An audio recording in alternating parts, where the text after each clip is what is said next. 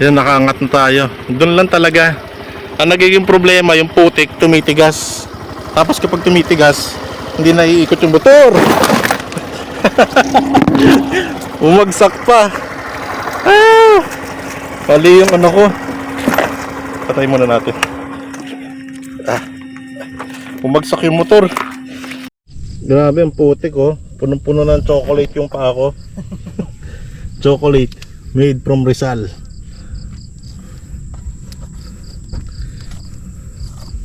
Grabe, oh. Putik, kailangan tanggalin. Kasi pag tumigas to, ang hirap nang tanggalin ito, no?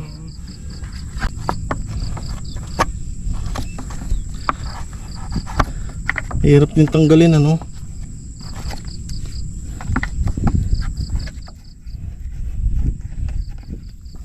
Grabe, ang hirap. Hirap, guys.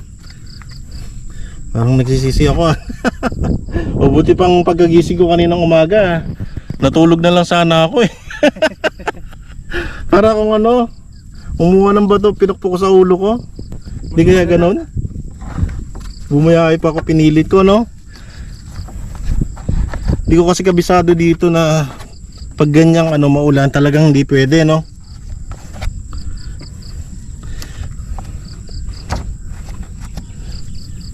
Tara, tulak na lang natin. Itong ganitong phenomena, ano eh, familiar to sa mga generals. Kasi alam mo naman, nung panahon ng World War II, yung mga tangke nila nabubulahaw din ng mga putik. Hindi maka-forward hanggang sa may stock up na sila. Nasa panahon din.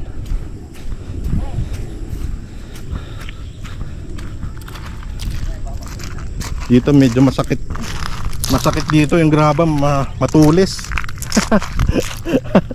Aray ko, masakit yung graba, matulis. Dito tayo sa gilid.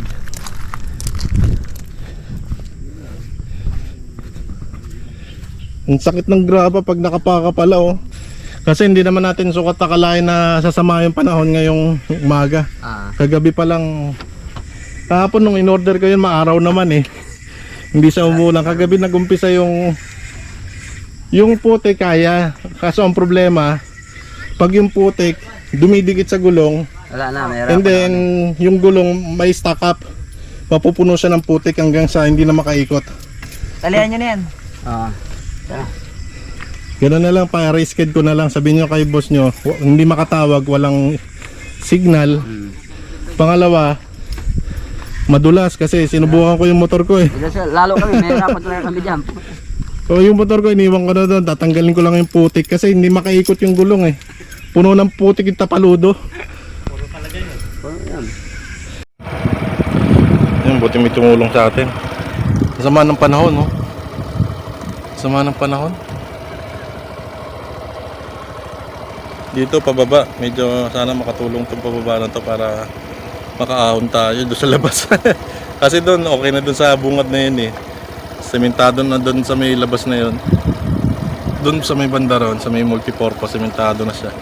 Dito off-road pero hindi na siya maputik, banda ron. Grabe, guys. Nagkaroon ng aberya tong biyahe namin. Kasi nga maputik tong lugar. Hindi talaga kaya ng sasakyan. Kailangan talaga tambakan lahat ng graba itong area para makapasok yung sasakyan. Kasi kung kayanin man ng sasakyan yung dulas, ang magiging problema naman yung putik. Kasi kakainin ng gulong yung putik hanggang sa hindi na makaikot yung gulong. Maano na siya, may stock up na. Kaya ayun, ang gagawin natin dito sa sapatos natin, lilinisin muna natin. Tapos kukuha tayo ng kahoy pantanggal doon sa ano. Iniwan ko na yung motor doon sa bungad kasi para hindi na tayo mabalaw dito sa gitna.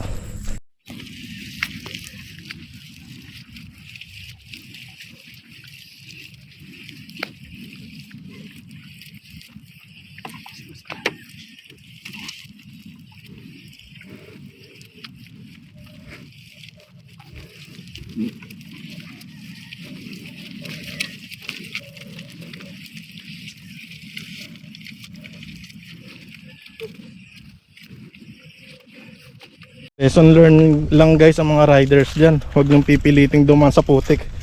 Sigurado maaaberya kayo. Nagkakaproblema kayo lalo na pag nag-iisa kayo. Buti may kasama ako. Tumulong sa akin. Dito na lang problema pangat. Mas makakawin na tayo. Graba na. Ayun, nakarating na tayo dito sa baba. Para kumuha ng tubig, kailangan natin basahin yung putik para lumambot. Tumigas na siya eh. Yun yung motor natin sa taas oh. Bumaba ako dito para makakuha ng tubig para malambot yung putik. Kasi tumigil na yung ulan. Medyo yung putik pala na yung galing sa taas ng bundok. Kaya nagpapaputik, nagpapalambot ng lupa. Ayun, balik na tayo doon.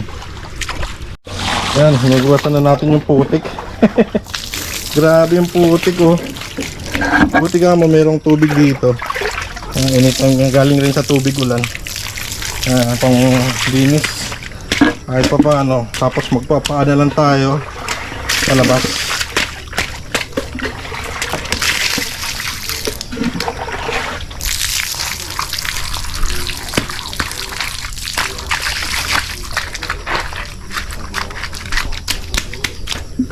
Madali lang rin linisin. Yung ano lang hirap talaga yung aberya dun sa pagdaan mo dun sa putik. Yan lang yung magiging aberya talaga. Linisin natin ang aberya. Yan, ganyan.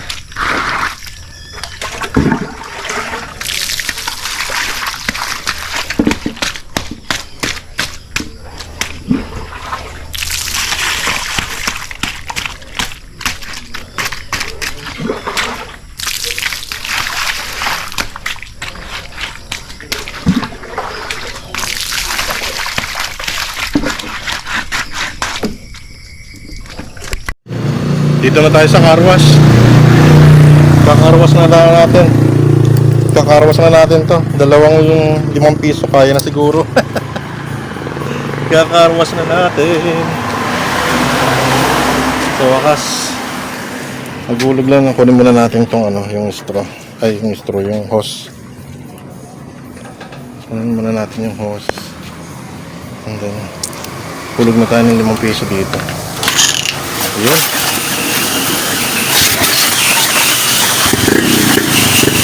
Awa naman si Bergsman natin.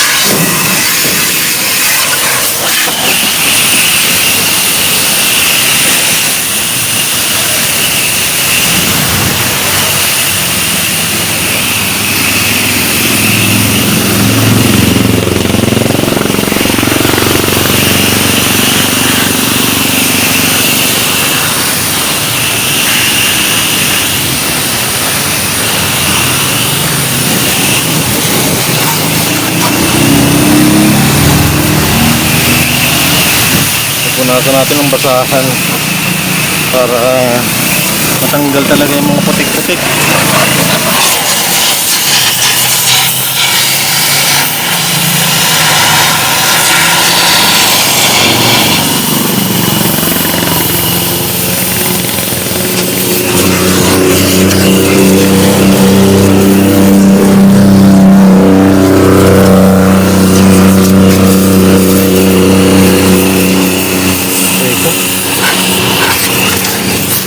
Batang tayo sa tubig.